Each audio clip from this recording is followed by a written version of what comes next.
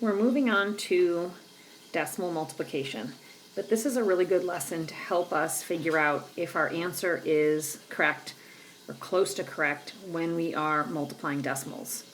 So we're going to estimate. So let's take a look at the first problem here. 7 times 4 83/100. If you had to estimate that product, what would you say it is? So if you think about it, you would have 7 times 4, which is 28. So it's a 2-digit number. So you know it can't be about 340. It's got to be about 34. Number 2, 5 times 9 28/100. So 5 times 9 is 45. So the answer is going to be about 46, not 4 6/10. And the third one, 96 times 3 9/10. Well, if you change 96 to 100 and change 3 9/10 to 4, you would have 400. And that's a 3-digit number, so your answer is going to be about 370. So why is this important to do?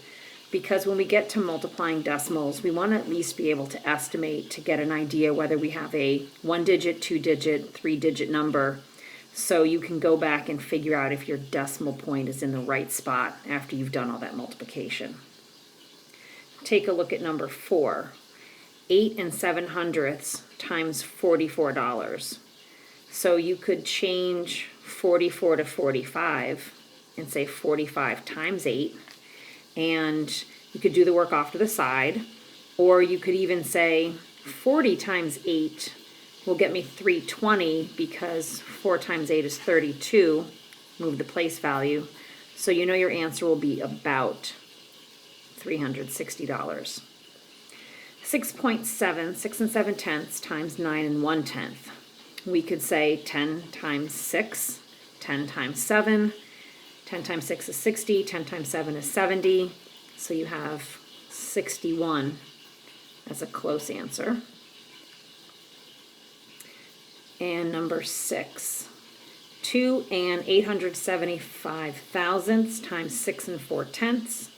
We've got about 3 times 16, which is 48, so you know the answer is going to be about 4.7. So go ahead and finish this up for homework, and tomorrow we will move into decimal multiplication. You can fill out the puzzle down below. So 1 is A, so right down here you would have an A. And 2 is T, so over here is a T. 3 is O, right there. 4 is H. 5 is E, and 6 is I.